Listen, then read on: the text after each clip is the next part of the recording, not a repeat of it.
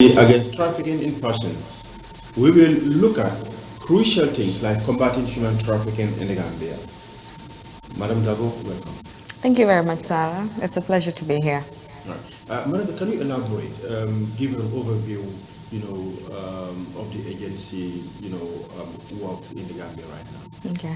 Thank you very much. The National Agency Against Trafficking in Persons, commonly known as NATIP, is an agency that is under the Ministry of Justice of the Gambia. The agency was established under the 2007 Trafficking in Persons Act, mainly to work on awareness raising issues and as well as investigations in respect of matters of trafficking in persons in the Gambia, and also to facilitate issues of international cooperation in respect of its mandate that is on issues of trafficking in persons. Okay. Yeah. So what are the key initiatives right now, that the agency is currently focusing on just to combat trafficking in persons right now? Okay, so if you look at trafficking in persons in general, a lot of anti-trafficking agencies, not just in the Gambia, but around the world, focus on a 4P approach in its activities. So the 4P will entail issues of partnership, protection, prevention of trafficking in persons, and also prosecution. So in respect of prevention, we're working on a range of activities in terms of awareness raising, community sensitization, radio program, using social media to ensure that people are aware of the ills of trafficking in persons, and all other avenues that we could possibly tap on, including this interview, to get the public to know what trafficking in persons is all about. In respect of partnerships, I'm sure we'll talk more into detail about that. We're also taking part in partnerships, not just within the Gambia, with CSOs and other NGOs, but internationally as well, and within African countries too. In terms of protection too, we have taken initiatives that can help victims to be better, not just physically but also mentally, because that is very important in terms of rehabilitation and reintegration. Prosecution this year, NATIP was able to secure 2 convictions through the Ministry of Justice, and as we speak, there are 2 individuals serving a sentence of 15 years each at the State Central Prisons, Mao too. Yeah. Yes, but how does trafficking starts? If you talk to some Gambians, they will tell you, no, it's not happening in the Gambia. All right, and then sometimes you see people who have been trafficked, by their relatives, by their uncles. So right. How does it start? Okay, that's quite interesting, because a couple of weeks ago I had a conversation with some people, and it is interesting to see how people can easily confuse trafficking in persons with smuggling of migrants, which is mostly referred to as the back way. But this is different, and I think before I start going into the elements of trafficking, it's important for me to say, with smuggling of migrants, which is commonly known as the back way, it is a contractual agreement between 2 people. You're paying someone to say, take me from the shores of the Gambia to another country in order for me to be able to facilitate the rest of my journey to another destination. What happens after that is not controlled by the person that you're paying. You're just paying for a service, and that is to have you transported, and that's it. Even though it is important for me to state that there are instances in which a case that starts as a smuggling of migrants case or a backway case may end up as a trafficking in persons case. Because if you find yourself in a position of vulnerability, you can be exploited, but it's different. But when it comes to trafficking in persons, you need to look out for 3 elements, and that is the act, the means, and the purpose. So when you talk about the act, this involves the issue of recruitment, transportation, harboring, so on and so forth. When you talk about the means, is the use of force, deceit, coercion, could be misrepresentation, so on and so forth. And you come to the 3rd element, which is the purpose. So you must have been recruited or transported or harbored, and the person that did any of those must have used either threat, violence, force, and takes you to the 3rd element of the purpose, which is exploitation. So exploitation can either be for labor purposes, it can either be for sexual purposes, it can be for organ harvesting, domestic servitude, so on and so forth. So anytime anyone sees a scenario and is wondering, is this trafficking in persons, just ask yourself these three things. Okay. Yeah. What happens, for example, if your uncle, all right, tell you, okay, there's a job opportunity, for example, in Qatar. Yeah. Yeah, and then I can facilitate for you to go to Qatar. And then you believe, uncle talks to the family members, and then they believe, and then, payment is made, and then the person, is taken to Qatar, and at the end of the day, the person finds herself in a very funny situation. Is that part of trafficking? It depends on the details of that particular situation. Yeah. Not every recruitment for job purposes is trafficking in persons. No. There has to be the means and there has to be some form of exploitation. Yeah. So if your uncle tells you that they're going to take you to Qatar to get a better job, they take you there, they don't get you the job, and you find yourself in some situation that you don't understand, Yeah. that is not trafficking. But if there's a promise. What about now? The uncle just promised you that, Yeah. right, it's a job, and then you arrive, and then the people that are your responsibility there right now, tells you that you don't know that your uncle trafficked you. Yeah. This is a deal between us and your uncle, so we're not going to pay you this and that. Yeah. And then you end up being exploited. Exactly. That would Yeah. be trafficking. No. Because your uncle telling you under payment, that's the recruitment. The fact that they didn't tell you what to expect and that what they promised you is different from what you found out, that's a form of deception. Or sometimes there's use of force. And then if you end up being exploited, working hours that are unreasonable, so on and so forth, that is beyond what is reasonably expected for that type of job, then that is human trafficking. Yeah. All right. So we can say human trafficking is happening in the Gambia. It is happening in the Gambia. And it is important that apart from drugs, which is the biggest and the most serious transnational organized crime in the world, human trafficking is second to that. Okay. Now, let's look at some of the challenges and progress that people have made. What are the major challenges facing combating trafficking and passing within the Gambia, and how is your agency, addressing this challenge? Okay.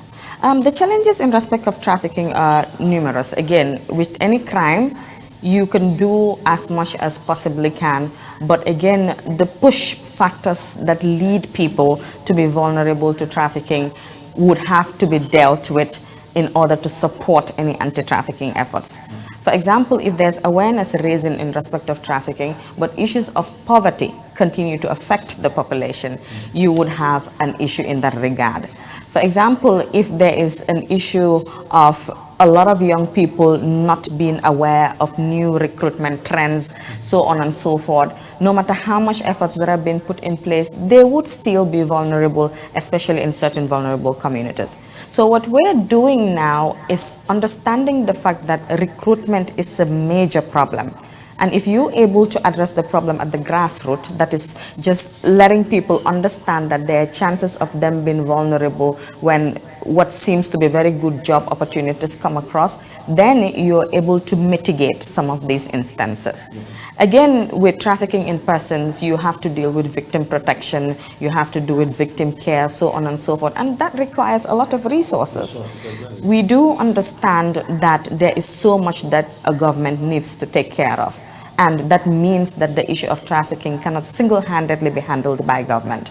And that is why we partner with other CSOs and other non-governmental organizations to see how best we can secure resource funding in order to support victims of trafficking who have already been exploited.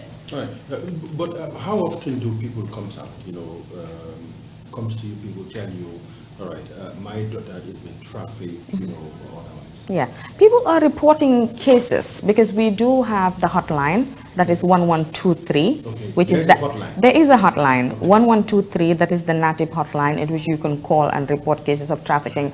But again, too, just like any other type of organized crime or any crime that may involve stigma or discrimination to the victim, people may be a bit reluctant to come out to report. Because there is this culture of within our communities. If you go to, for example, the Middle East and you got trafficked to the Middle East, when you come back and report the case, some people feel that even your very own community, then oh, mom, demon na si deki nari foye nañ ko fa, you know. So there is this misconception in respect of what actually happens to victims of trafficking. And just that concern of people looking at you in a certain way may have a lot of people not be willing to come out to report their cases. So you have people reporting, but the number of cases being reported should go up and could go up in order for the agency to be able to further strengthen its efforts in supporting the victims in the best way possible. Right. And how do you people try to rehabilitate these people into society? Yeah. You know, because sometimes they might feel depressed, stressed, and it can even lead to something else. Yeah, trauma is one fundamental feature of any individual that has been a victim of trafficking in persons. So what we're doing at NATIV is on a monthly basis, we have counseling sessions. So these counseling sessions are trauma-informed care and protection-based. So we select a group of trafficking in persons that in most cases are recommended by the civil societies that are working on trafficking in persons. We can have 11, sometimes 13 and 14. And we have social workers that take them through the trauma that they've been through, allow them to express. Because you would be surprised that some of these victims have gone through this experience for, let's say, 5 or 4 years ago and have never spoken about it, not even to their immediate family members. So retaining that heavy emotion within you can cause a lot that people around you may not understand. So just giving them that safe space to inhale, exhale, share with other victims, and in instances where they need one-on-one sessions, provide them with that opportunity. We allow them to do that, and this is going to continue. The monthly sessions on counseling, on trauma-informed care would continue at NATIV. What we intend to do is eventually have reintegration packages, because when you work on the mind and the mind is steady, the next step you take is to see how best you can build these individuals to be able to get back to society. If they want to go back to school, provide them with scholarships. If they want to run businesses, have a criteria and a guideline that sets out how they can be qualified for that, and then where the funds are available, provide them to be able to understand that what you have gone through does not define you as an individual. Okay.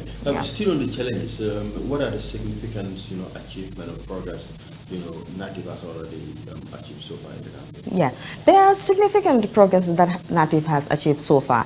I think to a large extent, awareness raising has increased in respect of trafficking. A good number of people did not believe that trafficking was in existence. Exactly. That is one thing. Secondly, the fact that the courts of the Gambia have convicted individuals for trafficking and sentenced to a fine of $50,000 in addition to serving 15 years imprisonment equally goes to show that if you're caught or you found liable or you're responsible for trafficking, you will not go scot-free, and the full letter of the law would be applied. In addition to that, the coming into force of the hotline is also another important aspect or development for NATIV, because it provides, it's toll-free. It's toll-free, so you don't need to pay and you would not be charged if you call the number, and that provides an opportunity for victims to report cases without stigma, without discrimination, because you don't need to be seen walking into the NATIV office to report a case, and so on and so forth. Our partnerships have also improved, and with that we hope that with information sharing, intelligence sharing, our investigations unit would be better situated to address more cases that are being investigated within the Gambia. Okay, so how does the agency collaboration, with other local or international organizations on trafficking been effective? Okay. Yeah. At the moment, we have signed a memorandum of understanding with NAPTIP Nigeria, taking into consideration the number of Nigerian girls that you have in the Gambia that mainly been trafficked into the Gambia for purposes of trafficking in the Gambia. Yes. So Gambia is a country source, transit, and destination country. in a sense that girls do get trafficked from the Gambia outside the Gambia, in the Gambia, and through the Gambia to other destinations. So we need to continue to enter into memorandum of understandings and work towards their implementation, because with coordination you can, because the nature of trafficking is that you can have an agent in one country, you can have the person that exploits in another country, and an intermediary in a different country. So it is a ring that's a profitable network for that matter. And that being the case, in order to effectively ensure that you're not only prosecuting one individual, this is why collaborations between sister agencies in other countries are key. So you can share to say, okay, we've got the person that has exploited. The person that recruited is in your country. These are the details, and they can pick that up. That is the way in which you can dismantle and break down such an organized criminal syndicate as those that engage in trafficking. So we have signed with Nigeria. Hopefully Sierra Leone would be completed soon. And we have other international agents that are equally supporting the institutions, ICMPD. We also have IOM that is currently operating in the Gambia, that has been supportive of NATIP and has recently developed a database on victims of trafficking for the agency, and that would improve the manner in which data and statistics is recorded, allowing us to be able to follow the pattern and the trends and address them accordingly. Equally, the UN Office on Drugs and Crime in the Gambia is also another partner that profoundly and relentlessly supports the agency. All right. You've just made mention of Nigeria. All right.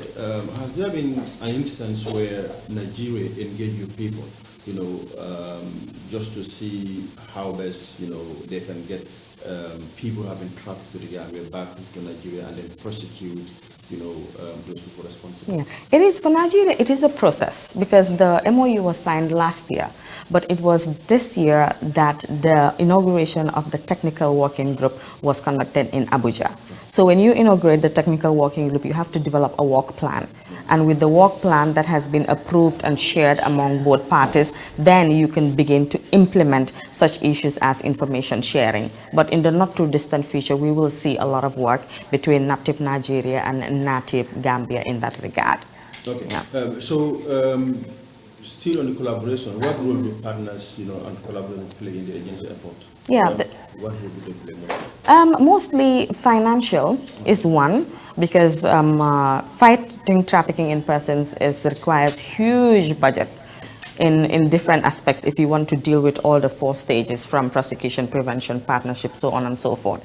Despite that too, human resource is also important, because for example, if we're organizing trainings, we have these partners that have experts in trafficking in persons, so they always would join us in our activities to deliver presentations on different topics during an awareness raising campaign, and resources in general they would provide, even where it's not financial. Yeah, but they do provide all forms of support in respect of our. But what budget comes from the government of the Gambia regarding, fighting against human trafficking? Yeah, NATIP is a subvented institution, so finances that are used currently for training and awareness raising activities is from the government, including our daily operational accounts. Okay, and then we now go to the preventive measures, right? What strategies or campaigns does the agency employs, to raise awareness, about human trafficking? Yeah. So in the past, a lot of awareness raising has been made within the Greater Banjul area,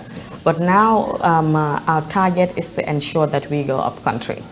Because what traffickers do is, when they realize that within a certain jurisdiction there is some level of awareness in the issue, they tend to move to vulnerable communities where there is less outreach. So what this would do is that it would remind us of the need for us to intensify awareness raising efforts all the way from Katong to Koina. This has started, and in the first quarter of next year, inshallah, we would be conducting a nationwide caravan which would help vulnerable communities, that is schools, lumas, bantabas, to understand the ills of trafficking, specifically methods and modes of recruitment, and how this can be very detrimental and dangerous to the persons that may find themselves vulnerable. All right. So it's happening at the rural areas also. Yes, remember, with trafficking, it's not just cross-border. Okay. Trafficking can be internal as well. Okay. So you can have someone trafficked from Basse or Bansang to the Greater Banjul area, and also the other way around. So it's not but just... But people say Gambia is too small, for somebody to be... It is possible. Yeah. The moment you move from one area to another, and the means of moving you from one area to another included one of the elements that I mentioned, and you end up being exploited, that would constitute trafficking. So it can be internally within the Gambia and also cross-border. Okay, I forgot to ask you, do you have any collaboration with Senegal? Yes, Senegal, we have signed an agreement with Senegal. What they do is, in Senegal, they don't have anti-trafficking agency. Okay. What they have is a committee responsible for trafficking in persons. Okay. So there is an agreement from NAPTIP and the committee in Senegal, and we're expected to host a meeting with them soon in looking at ways and means in which we can further strengthen our efforts, considering they are next door neighbors, and a lot could be done with that partnership.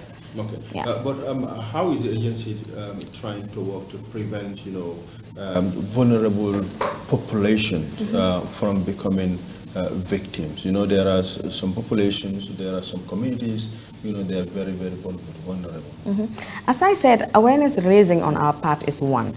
But again, in other institutions other than NATIB is in a position to influence policy in respect of alleviating poverty, ensuring that there is better education, provision of skills services, so on and so forth. Because you have other stakeholders in government that are equally responsible for ensuring that some of the push factors are taken care of within the country. So we would influence policy in that regard, but also continue to take on prevention activities in the Gambia. Okay, yeah. But how does the rehabilitation process go? Yeah. You want to rehabilitate somebody, into society. Yeah. How does it go, and how do you support them step by step? Yeah. At the moment, in respect of rehabilitation, as I stated earlier, we've started with the counseling sessions. So from the counseling sessions, what this provides you is it gives you a basis to be able to what the needs of these particular victims are. And from then on, if you're able to assess their needs through the conversations and the engagements that are available, it will allow the agency to tailor-make what services and support should be provided. Again, as I said, resources are not the constraint. Yes. And reintegration or even repatriation in itself for one individual may end up costing you about $200,000 or even more. So you can imagine how that can be a squeeze on the budget of a subvented institution. However, this is on the plan, and it is a priority, and a lack of resource can never be an excuse for the protection of vulnerable persons, and it is on our plan of activities as immediate actions in the coming year. Yeah, but during the process, do you also engage the families or talk to them so that they can also understand the needs and the feelings of the victim? Yeah, maybe other NGOs are engaged in interactions with family members. The agency is not yet at that phase of reintegration in respect of victims. So as I said, we're starting with their minds, and then as long as we're able to assess their needs and what would be important for them, then the next step would definitely be to do that if that would be ideal and in their best interest at the time. Okay, yeah. And what happens when Gambians outside, sometimes we used to say it on social media, on WhatsApp, they be sending audios, and then that they've been kidnapped or they've been trafficked to the particular country. They want the government to help them, get them out. What happens? Yeah. What action does the government, take? Because sometimes people feel like, okay, yes, the government is negligent, on those issues. Yeah. Issues of trafficking in persons can be very, very, very complex. And we've had instances in which there is a need or a requirement for certain persons to be repatriated. The government of the Gambia, through NATIB, have in the past facilitated the return of certain girls from the Middle East. You also have other individuals, Gambians, for example, Lovett Jallo, who had equally in the past facilitated the return of girls from the Middle East. There's also another CSO, Fatim Foundation, that are equally working tirelessly to ensure that there is repatriation. And all this process is channeled through the agency. So if the facilitation is done, the agency is informed that so and so are being repatriated, and upon return a referral is made for those victims to be on the NATIP register and to have their cases investigated. Are we in a position to repatriate a larger number? Maybe resources do not allow us to do that at the moment, but we're involved in the process and working towards ensuring that there is a particular system in which more victims can be repatriated. In the case of Fatim Foundation, their recent repatriation that was with the support of the Gambia government through the Ministry of Foreign Affairs and other support that they may have received from unknown individuals. So the government is doing its part in that regard, but it could definitely get better because there are more that need that support. Okay. Yeah. Now, looking at the legal framework, how effective is the legal framework and law enforcement mechanism in combating this? Because, you're talking about a network, a ring, and these are very, very powerful and rich individual people sometimes. Sometimes they might have influence, on the top. So how effective is the legal framework? So it's interesting you asked that question because very recently, this week actually, NATIP has started the process of revising the Trafficking in Persons Act 2007. So throughout the process, you would realize that Gambia does have a good Trafficking in Persons Act. But the only issue is the fact that as trafficking is evolving, you would have new things that may come up that you might necessarily need to legislate for.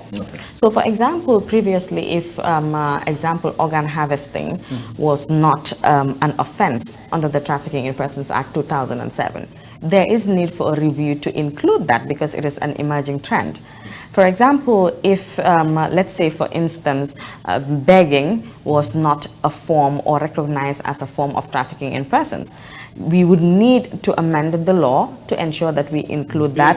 Begging in what capacity? Begging in a sense because we've seen a lot of children on the streets. All right. Sometimes what happens is their parents, take them to a particular, dara, for example, for them to be taught the Quran and other stuff, and at the end of the day, they end up finding themselves, on the streets begging.